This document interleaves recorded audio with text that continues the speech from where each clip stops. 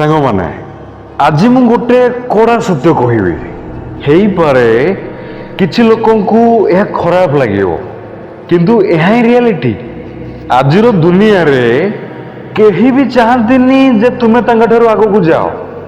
ମୁହଁରେ ସମସ୍ତେ କହିବେ ଭାଇ ତୁ ଆଗକୁ ଯା, କିଛି ବଡ଼ କର, କିନ୍ତୁ ଭିତରୁ ଅନେକ ଲୋକ ଚାହୁଁଥାନ୍ତି ତୁମେ ସେଇଠି ରହିଯାଅ ଯେଉଁଠି ସେମାନେ ଅଛନ୍ତି।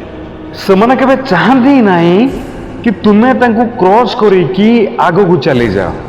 ସାଙ୍ଗମାନେ, ଯେତେବେଳେ ତୁମେ ଷ୍ଟ୍ରଗଲ୍ କରୁଛ ସେତେବେଳେ ସମସ୍ତେ ତୁମ ପାଖରେ ରହିବେ, କିନ୍ତୁ ଯେତେବେଳେ ତୁମେ ଧୀରେ ଧୀରେ ସକ୍ସେସଫୁଲ୍ ହେବା ଆରମ୍ଭ କରିବ ସେତେବେଳେ ନୋଟିସ୍ କରିବ ଲୋକମାନଙ୍କ ବିହେଭିଅର ଚେଞ୍ଜ ହେବା ଆରମ୍ଭ ହେବ। ତୁମେ ଭଲ ଡ୍ରେସ୍ ପିନ୍ଧିଲେ ଲୋକମାନଙ୍କୁ ପ୍ରୋବ୍ଲେମ୍ ହେବ, ତୁମେ ଭଲ ପଇସା ଇନକମ୍ କଲେ ଲୋକମାନଙ୍କୁ ଜେଲସି ହେବ, ତୁମ ଫ୍ୟାମିଲି ଖୁସିରେ ରହିଲେ ସେମାନଙ୍କ ପଛପଟ ଜଳିବ। କାହିଁକି ଜାଣନ୍ତି? କାରଣ ଆଜିର ଦୁନିଆରେ ଲୋକମାନେ ତମ ପେନ୍କୁ ଟଲରେଟ୍ କରିଦେବେ, କିନ୍ତୁ ତମ ସକ୍ସେସ୍କୁ ସେମାନେ କେବେ ବି ଟଲରେଟ୍ କରିବେନି।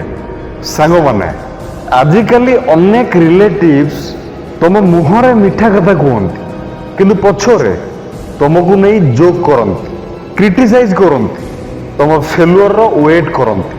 ସାଙ୍ଗମାନେ, ତମେ କେବେ ଧ୍ୟାନ ଦେଇଛ ନା?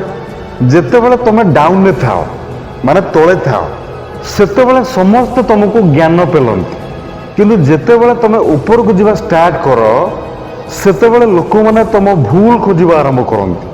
କାରଣ ତମ ସକ୍ସେସ୍ ସେମାନଙ୍କ ଇନସିକ୍ୟୁରିଟିକୁ ଦେଖେଇ ଦିଏ।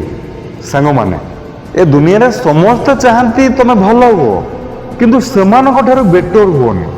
ସେଥିପାଇଁ ତମେ ଲାଇଫରେ କିଛି ବଡ଼ କରିବାକୁ ଚାହୁଁଥିଲେ ଚୁପଚାପ କାମ କର। ସମସ୍ତଙ୍କୁ ନିଜ ପ୍ଲାନ୍ ବିଷୟରେ କୁହନି, ସମସ୍ତଙ୍କ ଆପ୍ରୁଭାଲ ଖୋଜନି, କାରଣ ଅଧିକାଂଶ ଲୋକ ତମ ଡ୍ରିମ୍କୁ ସପୋର୍ଟ କରିବେନି, ସେମାନେ କେବଳ ତମ ରେଜଲ୍ଟକୁ ଦେଖିବେ। ସାଙ୍ଗମାନେ, ମନେ ରଖ, ଯେତେବେଳେ ପର୍ଯ୍ୟନ୍ତ ତୁମେ କିଛି ଆଚିଭ୍ ନ କରିଛ ସେତେବେଳେ ପର୍ଯ୍ୟନ୍ତ ତୁମକୁ ସମସ୍ତେ ଏମିତି ଇଗ୍ନୋର କରି ଚାଲିବେ, କିନ୍ତୁ ଯେଉଁଦିନ ତୁମେ ସକ୍ସେସଫୁଲ୍ ହେଇଯିବ ସେଇ ଲୋକମାନେ କହିବେ ଆମେ ପୁରା ଆଗରୁ ଜାଣିଥିଲୁ, ତୋ ଭିତରେ କିଛି ନା କିଛି କ୍ୱାଲିଟି ଅଛି, ତୁ ଭବିଷ୍ୟତରେ ବହୁତ ଆଗକୁ ଯିବୁ, ଆମେ ଜାଣିଥିଲୁ ବା। ସେଥିପାଇଁ ଦୁନିଆକୁ ଇମ୍ପ୍ରେସ୍ କରିବା ପାଇଁ ନୁହେଁ, ନିଜ ବାପା ମାଙ୍କ ସ୍ମାଇଲ୍ ପାଇଁ ସକ୍ସେସଫୁଲ୍ ହୁଅ। ଆଉ ମନେ ରଖ, ଏଇ ଦୁନିଆରେ ସବୁଠୁ ଡେଞ୍ଜରସ୍ ଶବ୍ଦ ହେଉଛି ଜେଲସି, କାରଣ ଏହା ନିଜ ଲୋକମାନଙ୍କୁ ମଧ୍ୟ ଚେଞ୍ଜ କରିଦିଏ। ସେଥିପାଇଁ ଷ୍ଟ୍ରଙ୍ଗ ହୁଅ, ସାଇଲେଣ୍ଟ ରୁହ, ଆଉ ନିଜ ଗୋଲ୍ ଉପରେ ଫୋକସ୍ କର, କାରଣ ତମ ସକ୍ସେସ୍ ହିଁ ସବୁଠୁ ବଡ଼ ଆନ୍ସର। ଜୟ ହିନ୍ଦ।